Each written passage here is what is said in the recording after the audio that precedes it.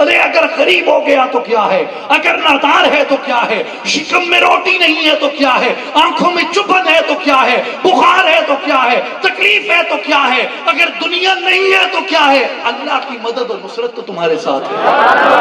لنکا سے لے کر انڈس ویلی تک اکبر کا سکہ چلتا تھا، اکبر کی حکومت تھی، کل ہندوستان کا مالک مغل اعظم جلال الدین محمد اکبر، اکبر دی گریٹ۔ اس نے دیکھا کہ میں تو ترک ہوں، میرا یہ وطن نہیں ہے، اور یہاں اسلام کی اتنی گہری بنیادیں بھی نہیں ہیں، اسلام ابھی پھیل رہا ہے، یہ ہندو میرے بیٹوں کو، میرے پوتوں کو، میرے پڑپوتوں کو یہاں پر حکومت نہیں کرنے دیں گے، کیوں نہ ہندوؤں سے رشتہ داری کر لی جائے، ہندوؤں سے رشتہ داری کر لی جائے۔ تو ہندوؤں سے اس نے رشتہ داری رچائی، اور اس رشتہ داری کے اندر صرف ایک رانی کیا اس کے محل میں گھسی، پورا ہندو دھرم اکبر کے دربار میں گھس گیا۔ اور اکبر نے کہا کہ اچھا یہ تو اب ہمیں سمجھ آئی ہے، قرآن اور وید کی تو ایک ہی زبان ہے۔ کیا؟ قرآن اور وید کی ایک زبان ہے۔ اکبر نے کہا کہ جو قرآن کہتا ہے وہی وید کہتے ہیں، جو وید کہتے ہیں وہی قرآن کہتا ہے، لہذا قرآن اور ویدوں کو ملا کے پڑھا جائے،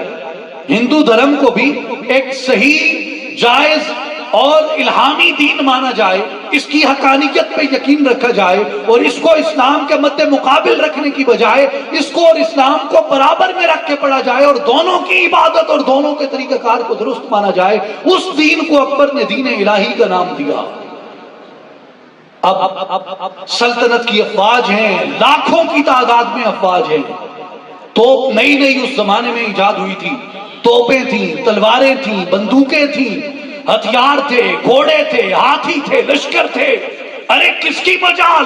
ارے کس کی ہمت، ارے کس کا جگرا، ارے کس کا حوصلہ، ارے کس کے سینے کے اندر اتنی جنبش اور تپش کہ کوئی اکبر اعظم کو آ کر للکار سکے۔ امت مدھم ہو گئی، امت کے جگر اور کلیجے پہ اسی طرح کپ کپی تاری ہو گئی، اسی طرح خوف تاری ہو گیا۔ نواب بیٹھ گئے، سردار بیٹھ گئے، ثروت مند بیٹھ گئے، دولت مند بیٹھ گئے، رب نے سب کا امتحان لیا، سب کو موقع دیا کہ اکبر کی اس بغاوت کو، اکبر کی اس گمراہی کو، اکبر کے اس باطل دین کو کون کچلتا ہے۔ جب سردار بیٹھ گئے، جب نواب بیٹھ گئے، جب سرمایہ دار بیٹھ گئے، جب جگیردار بیٹھ گئے، جب مال و زر کے مالک بیٹھ گئے، جب تاجور بیٹھ گئے، جب تاجر بیٹھ گئے، جب بڑی بڑی جاگیروں کے مالک اپنی اپنی جگہ پر بیٹھ گئے، تو اللہ نے فرمایا کہ دیکھو جب میں اپنے دین کی حقانیت کا، اپنے دین کی صداقت کا اعلان کرتا ہوں، تو پھر میں جس بندے کو کھڑا کرتا ہوں اسے فوجوں کی ضرورت نہیں ہوتی، اسے مال و زر کی ضرورت نہیں ہوتی، اسے کسی ہتھیار اور کسی توپ اور کسی تلوار کی ضرورت نہیں ہوتی، اسے گھوڑوں اور ہاتھیوں کے لشکروں کی ضرورت نہیں ہوتی۔ وہ ایک باپ برہنہ مرد مجاہد، مرد کلندر ہوتا ہے، مجدد الفسانی اس کا نام ہوتا ہے، اور ایک درویش ہو کر بھی وہ اکبر جلال الدین کے تخت کو چیلنج کرتا ہے، اور ہند کے اندر اللہ کے دین کے علم کو بلند فرماتا ہے۔ تکبیر!